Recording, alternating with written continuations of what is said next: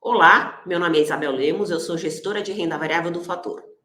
Vou começar falando sobre o resultado do Fator Ações no mês de outubro. A gente sempre gosta de começar mostrando aí o período. Para vocês são vários períodos aí, no mês, no ano, 12 meses, 24 meses. Mas aqui a gente vai focar no mês de outubro. O fundo fechou com 3,5% de queda, enquanto o índice Bovespa fechou com aproximadamente 3% de queda. De modo geral, a maioria dos índices tiveram um retorno negativo, inclusive os índices externos.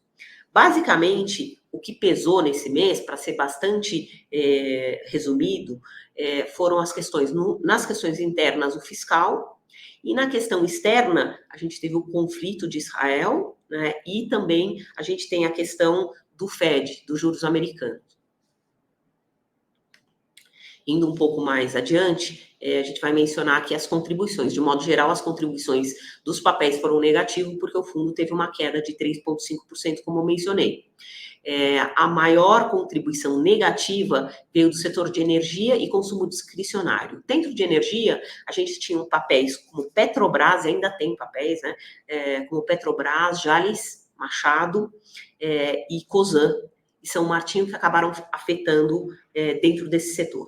Já no consumo discricionário, a gente tem uma basket, mas o que acabou pesando mais foi Soma e Arezzo e Açaí. Essas foram as maiores pressões de quedas aí no mês de outubro.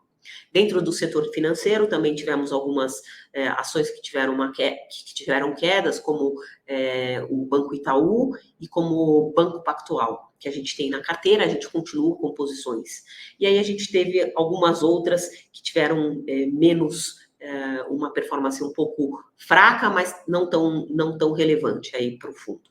Dentro da performance positiva, isso aí foi bastante diversificado, veio de algumas ações e de alguns setores, né? Para dar uma ideia, aqui a gente tem o setor de malls, com Alliance, que acabou sendo positivo, a gente tinha JBS, que foi positivo também, Vale contribuiu positivamente, CVC, Banco do Brasil, Zamp. Essas foram algumas empresas que tiveram um retorno positivo aí, contribuindo para a carteira nesse mês.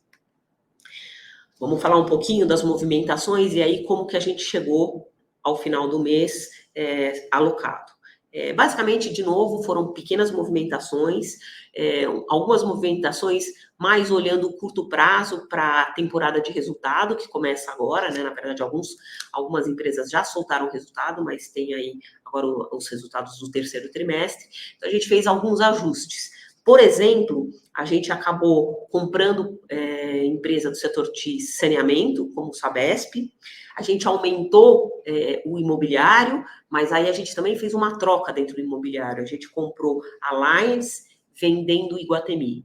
Então, foi uma troca que a gente viu que eu acho que está mais saudável Alliance na nossa perspectiva em questão de resultado. E aí a gente também diminuiu um pouco de Soma, trocando um pouquinho, aumentando mais a posição de Arezzo. Então, de modo geral, foram algumas movimentações que a gente acabou mudando na carteira. Para finalizar, então, como ficou a exposição, né? A gente ficou com mais ou menos 22% em energia, né? Que aí a gente inclui petróleo e as empresas, como eu mencionei, Jalles Machado, São Martinho, né, que são de açúcar e etanol. A gente tem também em torno de 22%, 23% de bancos, mais focado em Itaú e Banco Pactual. Também temos Banco do Brasil, mas essas são as maiores posições. Temos aí varejo em torno de 13%, temos um pouco de setor de alimentos, né, em torno de 11%, e aí esse quadro que vocês podem ver atrás, aí essa pizza, né, mostra mais ou menos como ficou a carteira no final de outubro.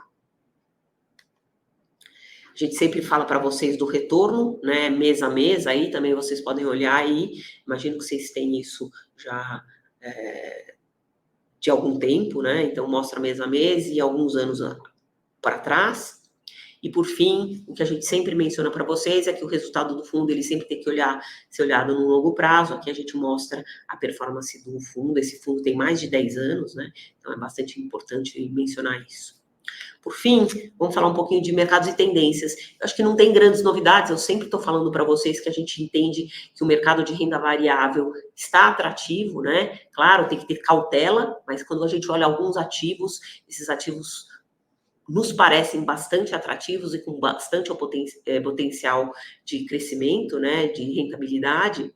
Então, vou falar aqui de pelo menos 2 pontos. Os múltiplos estão bastante atrativos quando você olha vis-à-vis os múltiplos históricos, e quando você olha por fluxo de caixa também, quando a gente está olhando algumas empresas, elas também estão bastante atrativas.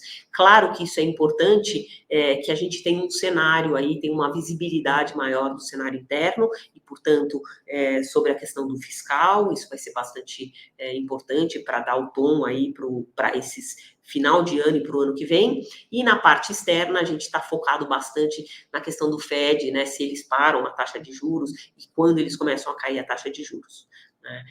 A gente, de modo geral, está construtivo aí, está bastante positivo com o mercado de renda variável. Bom, para esse mês é isso.